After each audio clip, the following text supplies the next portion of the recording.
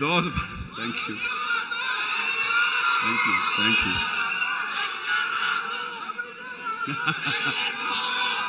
Yes ఇందాక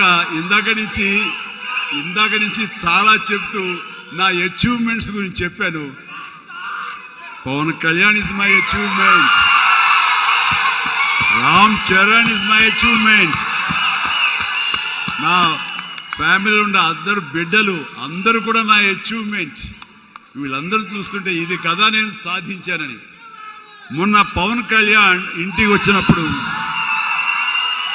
ఒక మాట అన్నాడు, అన్నయ్య నీకు ఒక మాట అనేవాడు గుర్తుందా అని. ఏమన్నానరా, మన ఇంట్లో ఇంతమంది మీరందరూ ఉన్నందుకు, నాకు ఈ అవకాశం భగవంతుడు ఇచ్చినందుకు ఇది నాతో ఆగిపోకూడదు.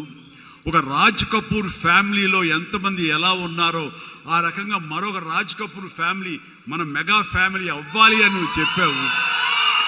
ఈ రోజున చూస్తుంటే తలుచుకుంటే నీ మాట ప్రభావం, నీ మాట మంత్రంగా ఈరోజు పనిచేసి మన ఫ్యామిలీలో ఇంతమంది 9 ఉన్నాము, 10 మంది దాకా ఉన్నావు అంటే కనుక నీ మాట పవర్. ఎందుకంటే నువ్వు చాలా నిష్కల్మషంగా అంటావు, అనేదో కన్విక్షన్తో అంటావు, అందులో ఎలాంటి పొల్యూషన్ ఉండదు కాబట్టి దానికి బలం ఎక్కువ అన్నయ్య. మంచి మనసుతో అంటావు, పాజిటివ్తో అంటావు అని కళ్యాణ్ బాబు అంటే అవును కదా అనుకున్నాను.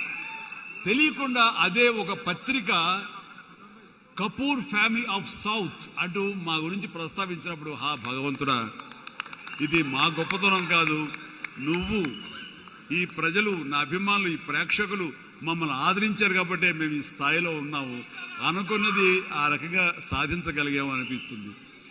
అండ్ గతంలో ఎప్పుడు నేను ఏ సభలోనూ ఇంత మనసిప్పి మాట్లాడుకోలేదు. అది మీతోటి మనసిప్పి మాట్లాడుకునేంత ఆప్తుల మధ్య